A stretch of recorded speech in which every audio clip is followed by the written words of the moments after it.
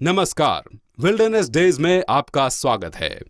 अभी जब majestic Indian tiger अपने कम बैक की कोशिश कर रहा है, तो हमने भी इस विषय पर एक खास एपिसोड बनाने का फैसला किया है। आशा है कि आप इसे पसंद करेंगे। क्या इंडिया में टाइगर्स को जिंदा रखने का बंदोबस्त सफल हो गया है, या फिर रॉयल बंगाल टाइगर एक्सटिंक्शन की कगार पर खड़े हैं? इसका कोई क्लियर जवाब नहीं है,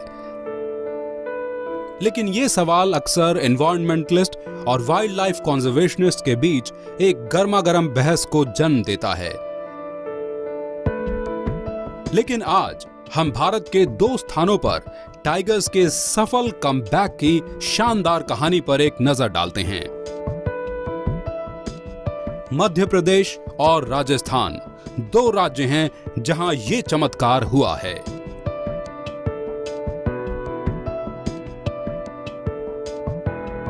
मध्य प्रदेश के पन्ना टाइगर रिजर्व में forest officials, wild life specialist और साइंटिस्ट टाइगर रीइंट्रोडक्शन प्रोजेक्ट की सफलता को देखते हुए काफी खुश हैं।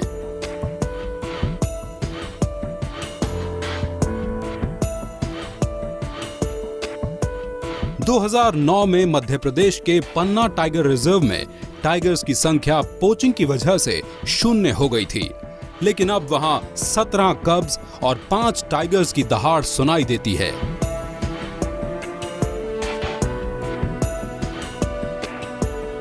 पन्ना टाइगर रिजर्व में पोचिंग के चलते सभी टाइगर्स के खोने से टाइगर कंजर्वेशन का रोल मॉडल बनने तक पन्ना टाइगर रिजर्व ये सब देख चुका है।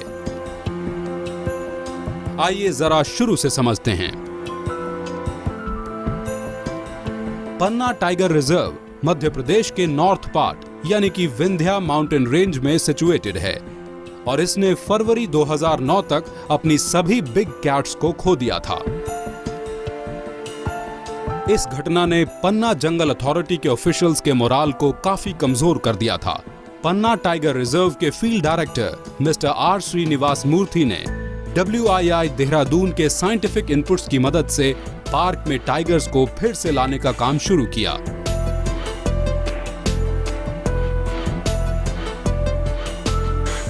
सबसे पहले मार्च 2009 में बांधवगढ़ और कान्हा टाइगर रिजर्व से 2 टाइग्रेस T1 और T2 को पन्ना में रीलोकेट किया गया। कुछ समय के बाद T3 नाम का एक नर बाघ भी पेंच टाइगर रिजर्व से पन्ना लाया गया।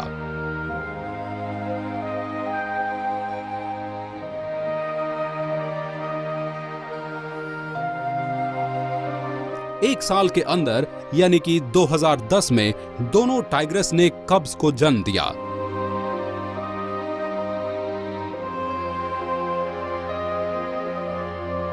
लेकिन टाइगर कंजर्वेशन में पाथ ब्रेकिंग चैप्टर तब खुला जब 2011 में इस टाइगर रिजर्व में 2 अनाथ फीमेल कब्स T4 और T5 को यहां लाया गया।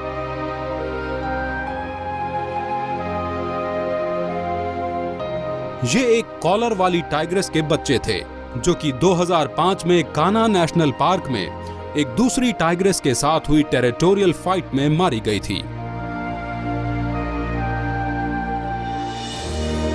दोनों फीमेल कब्स की एज सिर्फ 3 हफ्ते की थी।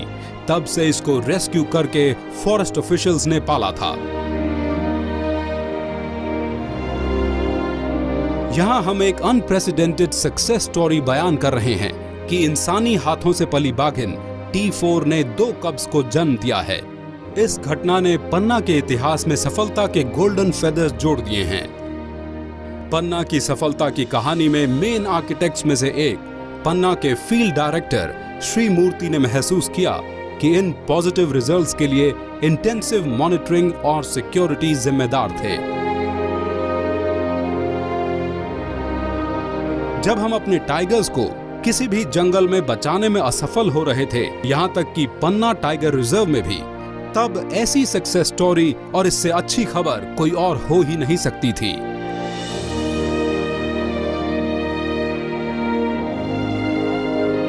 टाइगर्स ने न केवल मध्य प्रदेश के पन्ना टाइगर रिजर्व में कमबैक किया था, बल्कि राजस्थान के सरिस्का टाइगर रिजर्व में भी फिर से दहाड़ रहे हैं। जिस सरिस्का रिजर्व ने अपने सभी टाइगर्स को खो दिया था। एक बार फिर से सरकार के इंटरवेंशन से अपनी खोई हुई ग्लोरी को वापस हासिल किया।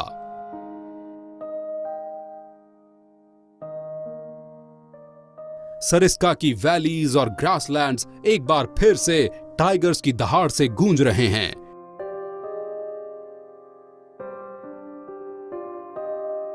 और ये सब 9 सालों में हुआ था।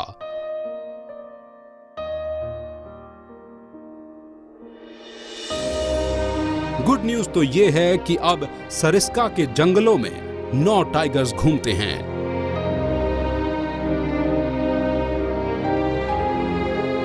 और इनमें से 2 कब्स शामिल हैं।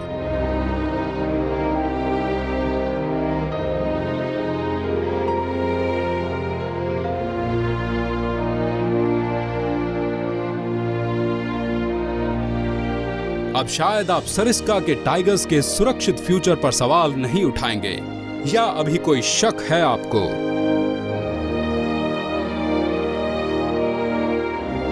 आप इस टॉपिक पर डिबेट तो जरूर करेंगे, लेकिन हम आपको बता देते हैं कि सरिस्का के फॉरेस्ट ऑफिशियल्स अपने टाइगर्स को नुकसान से बचाए रखने के लिए कोई कसर नहीं छोड़ रहे हैं।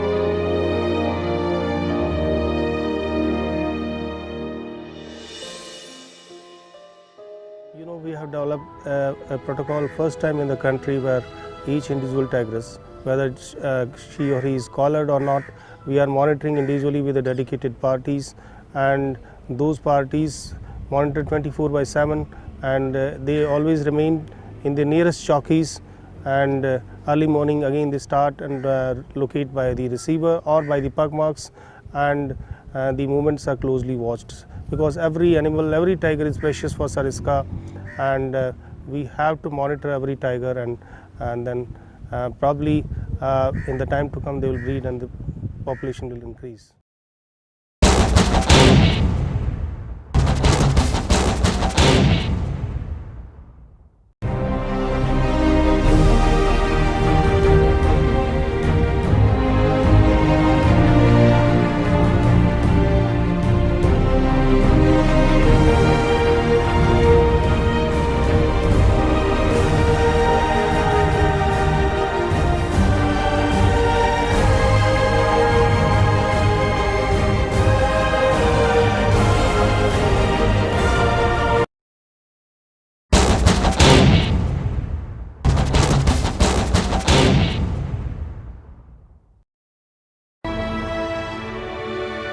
2004 में सरिस्का ने अपना आखिरी टाइगर खो दिया था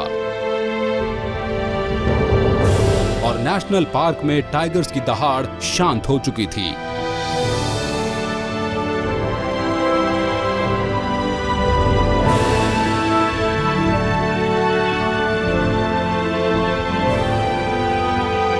और फिर मीडिया, एनवायरमेंटलिस्ट और वाइल्ड लाइफ लवर्स ने इस बात पर अपना गुस्सा जाहिर करते हुए इस सडन साइलेंस को तोड़ा, जिसने राज्य और केंद्र सरकार को करेक्टिव मेजर्स लेने के लिए प्रेरित किया।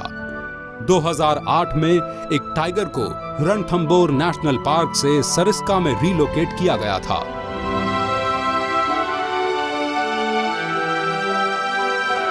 ये फॉरेस्ट का एक प्रेडिक्टेबल लेकिन पहला मूव था।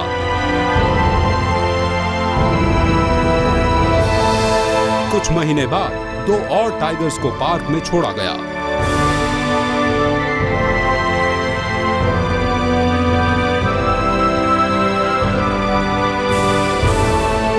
बीच में एक टाइगर शायद पॉसिबल पोचर्स के हाथों मारा भी गया। इस हत्या ने ऑफिशियल्स को एक झटका दिया।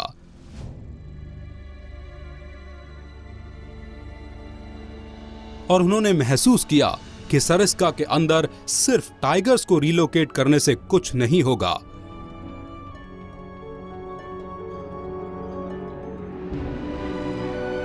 ऐसे कदम उठाने होंगे जिससे वे सभी पॉसिबल खतरों से मुक्त रहें।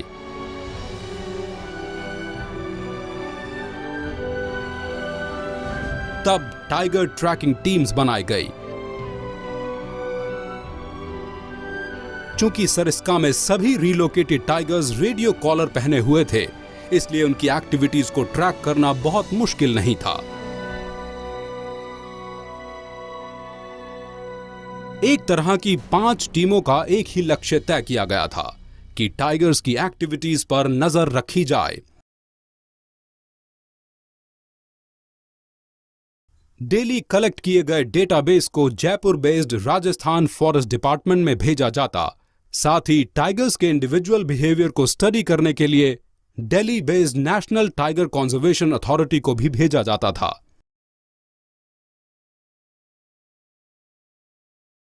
कि ये लगा लो 5 बजे से और 11 बजे तक, और शाम को 5 बजे से रात के 11 बजे तक। अच्छा, ये आपका काम है किसको ट्रैक करना, 5 के 5। हाँ, और बीच में भी कहीं मतलब ऐसी कोई पोजीशन हो तो देखना भी जरूरी है। सुबह 11 बजने के बाद में और रेस्ट इसलिए दिया जाता है कि खाना बना के खा लो आप। रशीराम जी, कितना चलना पड़ता है आपको सिग्नल की? सर ये डिपेंड होता है, जैसे गाड़ी का अगर रोड हो तो गाड़ी रोड जाएगी, और रोड से जैसे हमको अनुभव हो रहा है कि भाई टाइगर इस पहाड़ी के परली साइड में नाले में है, तो हमको पहाड़ी चढ़नी पड़ेगी।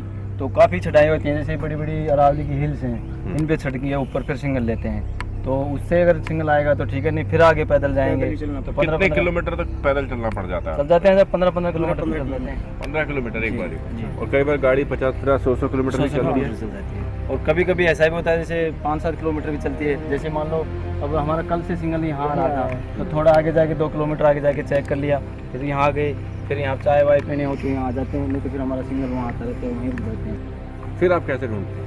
बस ये सिंगल के अनुसार ही ढूंढते हैं, स्टॉप को पाबंद कर देते हैं, पगमार्क के अनुसार भी देखा जाता है कि इसका मोमेंट कहाँ था, किधर की साइड गई हुई है। फिर आपको ये भी ध्यान देना पड़ता होगा कि टाइगर को कोई बाहर के आदमी नुकसान ना पहुँचाए। हाँ जी, कितनी ऐसी टीम्स बनी हुई हैं? 5 सर। पहले तो फिक्स नहीं था। हाँ। पहले तो जैसे नंबर से कभी किसको लगा दिया, कभी किसको लगा दिया, लेकिन अभी सुनने में आ रहा है कि 4-4 आदमी की टीम बना दी एक टाइगर के ऊपर, तो 4 आदमी में से जैसे 15-15 दिन नंबर आएगा सबका। यानी हर टाइगर के पीछे एक टीम है? एक टीम।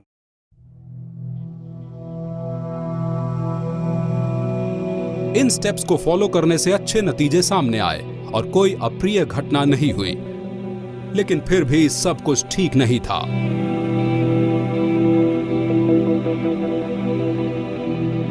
ऐसा क्यों हो रहा था कि मेल टाइगर की मौजूदगी के बावजूद टाइग्रेस प्रेग्नेंट नहीं हो रही थी? एक्सपर्ट्स ने इस इशू पर डिफरेंट थ्योरीज बताई, जिनमें से एक थ्योरी ये थी कि जब तक टाइग्रेस को अपने न्यूली बॉर्न कब्स के जिंदा रहने के बारे में 100% यकीन नहीं होगा, वो प्रोक्रिएट नहीं करेगी। Challenges, which is especially the first challenge is to create an inviolate space for the tigers so that they can breed, and especially there are a lot of disturbances of the villagers, and the religious Pandupol famous temple is inside the tiger reserve, so on Tuesdays and Saturdays and full moon days there is a disturbance from the pilgrims also. So we have the challenges in front of us, but we are trying to sort out as far as possible these problems. We have addressed partly the problem by regulating traffic to the temple, and on Tuesdays, Saturdays and full moon days they are allowed, and we are requesting them to go in consignments at interval of about 500 meters so that minimum disturbance is caused to wildlife. Then also we have taken up some steps so that the garbage is not there, minimum littering is there in the tiger reserve. Then also for the village relocation funds have been allocated by NTC, and recently we have got 6.3 crores, from which we hopefully will relocate 2 more villages completely, and we are also doing relocation in 5 villages, which will take some time. हालांकि officials ने Sariska tiger reserve में poachers और दूसरे trouble mongers को दूर रखने में सफलता हासिल कर ली थी, लेकिन फिर भी इस एरिया के इनहेरेंट इम्बैलेंस को दूर करने में नाकामयाब रहे। सरिस्का में कई प्रकार के डिस्ट्रैक्शंस मौजूद थे, और इन डिस्ट्रैक्शंस ने टाइगर को उनके नए घर में एट ईज फील करने से रोक दिया। सरिस्का टाइगर रिजर्व के बीच में से 2 स्टेट हाईवेज चलते हैं।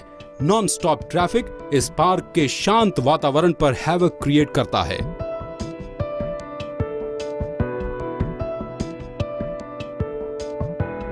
टाइगर बेहद शर्मीले जानवर होते हैं, लेकिन वे एक टेरिटरी के राजा भी होते हैं और जंगल का राजा कभी भी अपनी टेरिटरी में दखलंदाजी पसंद नहीं करता है।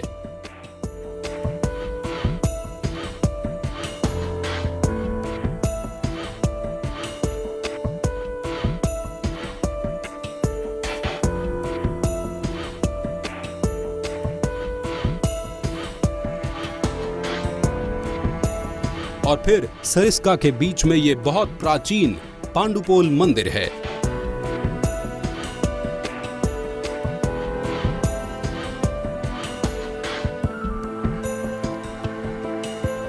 कोई शक नहीं कि ये एक अति सुंदर जगह पर लोकेटेड है।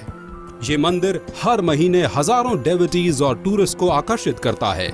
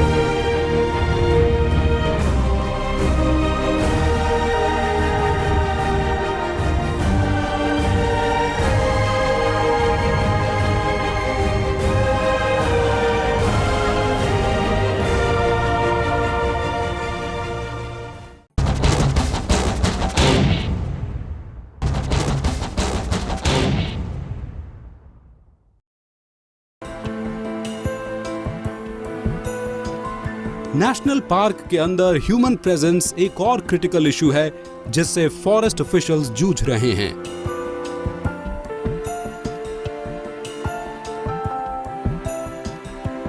अभी तक सरिस्का के अंदर 28 गांव थे।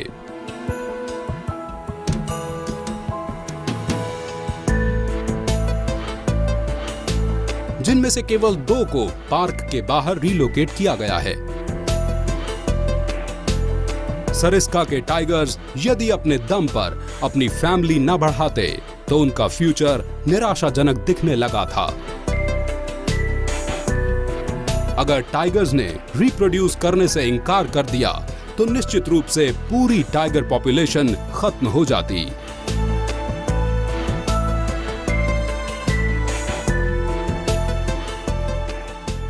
तभी अचानक एक मिरेकल हुआ।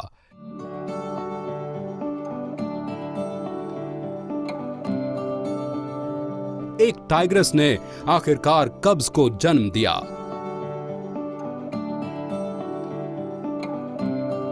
ये वो डेवलपमेंट था जिसका इंतजार ऑफिशियल्स 4 साल से अधिक समय से सांस रोक कर रहे थे।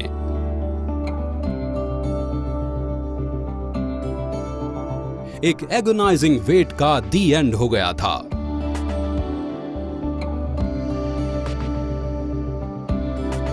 जुलाई 2012 में सरिस्का के काली घाटी एरिया से एक ट्रैप कैमरे से खींची गई तस्वीर में एक टाइग्रेस के साथ कब दिखाई दिया। लेकिन फॉरेस्ट ऑफिशियल्स का मानना था कि उस टाइग्रेस ने 2 या शायद 3 कब्स को जन्म दिया हो।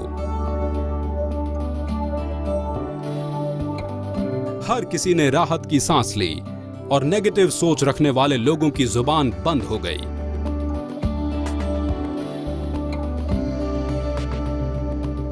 आखिर सरिस्का के टाइगर्स ने ऐलान कर दिया था कि वो यहां से जाने वाले नहीं हैं।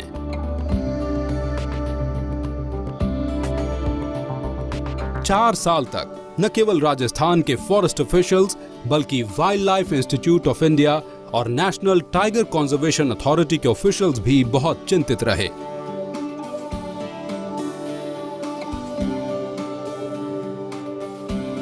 वे भारी दबाव से गुजरे। एक टाइगर को रीलोकेट करना एक बात होती है,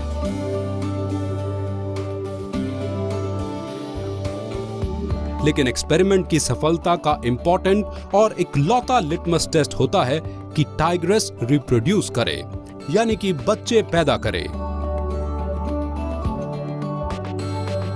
इसके बाद ही ये कंक्लूजन निकाला जा सकता है कि टाइग्रेस अपने नए सराउंडिंग से एडजस्ट हो गई है और वो जीवन को नए सिरे से शुरू करने के लिए तैयार हो गई है।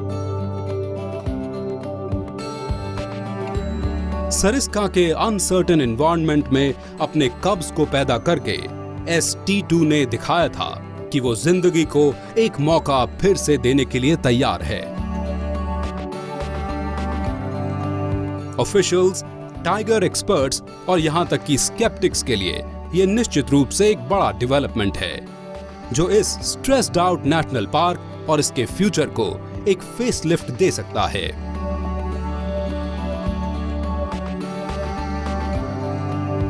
ये एक फैक्ट है कि टाइगर्स ने सरिस्का के इस नए टेरेन पर भरोसा करना शुरू कर दिया है।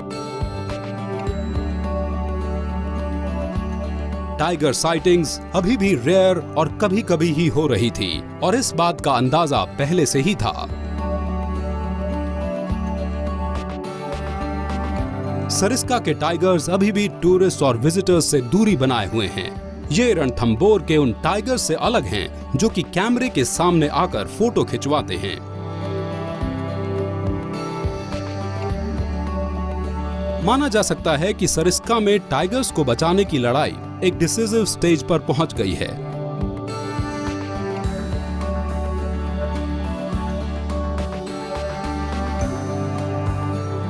लेकिन आगे का रास्ता अभी भी अनदेखे खतरों से भरा हुआ है। कहीं ऐसा ना हो जाए कि हम समय से पहले ही जश्न मनाने लग जाएं और कुछ गलत हो जाए।